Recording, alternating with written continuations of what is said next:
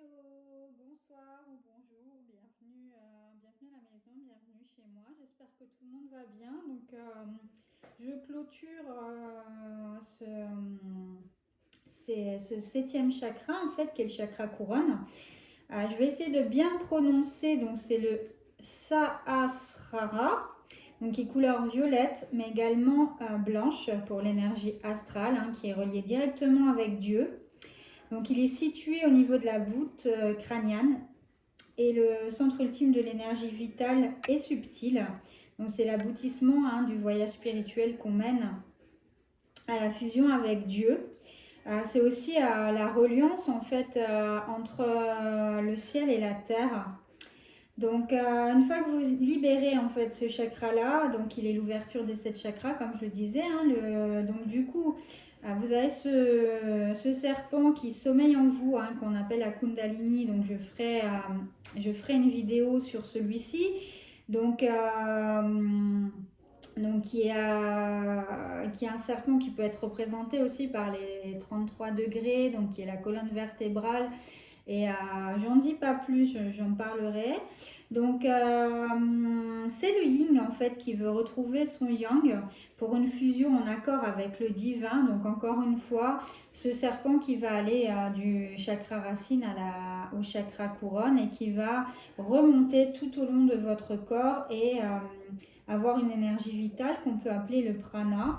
Et qui va fusionner parce qu'il veut retrouver sa polarité en fait pour fusionner ensemble et être en communion, en harmonie tous les deux.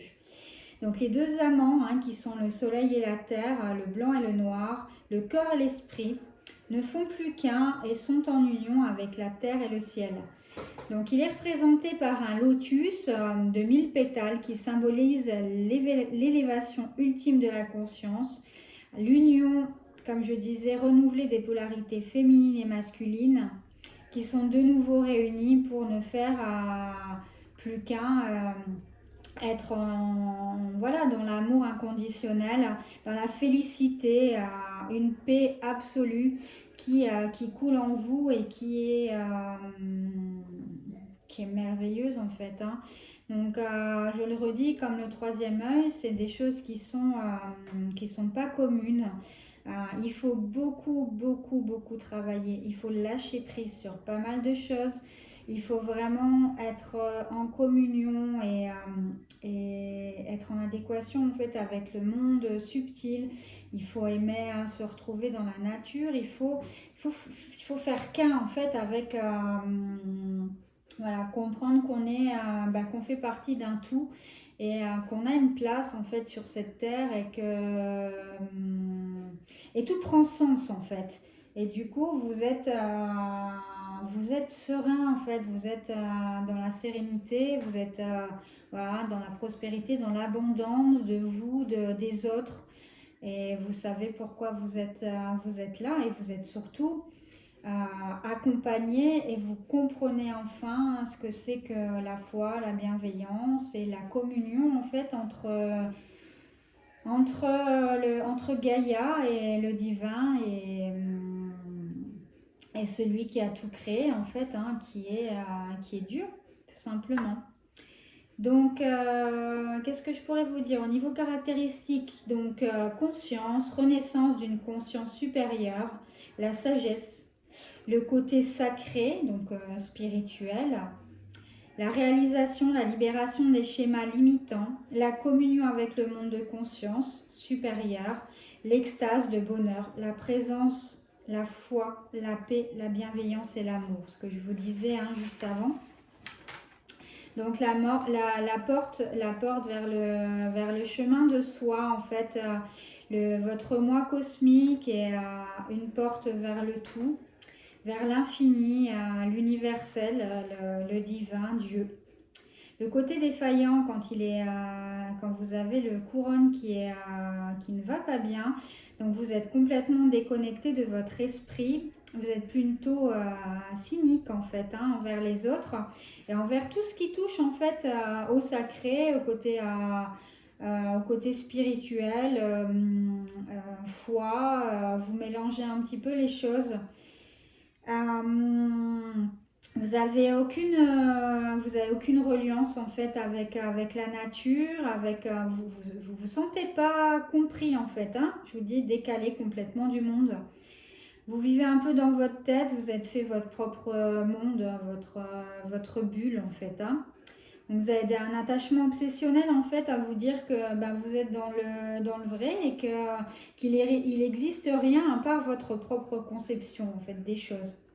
Donc malheureusement assez étroit d'esprit, hein, et on en connaît beaucoup.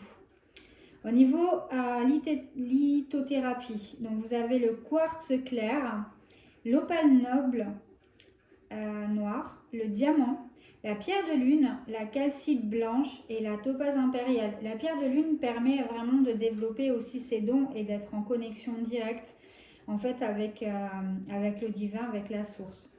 En animal totem, évidemment, le serpent, puisqu'elle représente la force de vie, l'énergie primale, l'énergie vitale en fait, hein, ce prana qui découle, comme je vous ai dit. Donc le serpent, il mute, il a tendance à être souvent dans les nouvelles peaux, donc c'est une avancée sur vous. C'est source de renaissance, de nouveau départ, de guérison, de transition vers votre vous intérieur, votre vous supérieur. Au niveau alimentation, tout ce qui est chou violet, l'aubergine, l'oignon rouge, l'artichaut, la betterave, le radis, le poisson blanc, le riz, la noix, le thym, la figue, la cerise, la prune, la noix de coco, le gingembre. Au niveau huiles essentielles, le bois de rose et le géranium. Donc, au niveau curriculum vitae, donc chakra couronne, Sahasrara. Donc, il est au sommet du crâne. Sa couleur, c'est le violet, le doré et le blanc. Il est représenté par la fleur de lotus. Il est la conscience cosmique. La planète, c'est Neptune. L'animal totem, c'est le serpent. La qualité, c'est la spiritualité, l'union cosmique. Les organes touchés, c'est le cerveau, les yeux, le corps dans son ensemble. Comme je disais encore une fois, la déconnexion quand il est défaillant. Et puis la pleine conscience et la pleine conscience de son soi intérieur quand il est en harmonie. Côté positif, la communion avec le cosmos, la connaissance universelle. Côté négatif, l'attirance pour la magie noire, le retrait du monde, la dépression, l'isolement, enfin pas terrible. Au niveau fréquence, 963 Hz, connexion avec la conscience supérieure, avec la reliance avec le divin. Voilà. Donc on va aller regarder pour les cartes. Donc chakra couronne, la fleur de vie violette, renforce notre lien spirituel et universel et notre capacité à transformer une énergie négative en lumière. Donc vraiment très important. Et on vous dit, j'ai une magnifique connexion avec l'autre côté du voile, comme je vous disais, hein.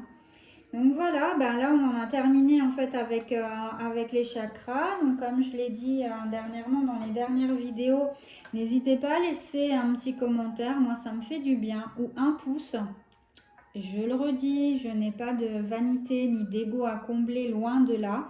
Je ne suis pas influenceuse, c'est juste que moi j'ai besoin, parce que ça me fait du bien de savoir que ça vous fait plaisir ce type de vidéo, parce que j'ai l'intention d'en faire d'autres sur pas mal de sujets et ça me pousse à me dire que je vais dans la bonne direction, que vous aimez ça et qu'on continue en fait, tout simplement. Je vous souhaite une belle soirée, une belle journée, ça dépend quand est-ce que vous allez me regarder. Et puis voilà, je vous embête pas plus. Allez, ciao.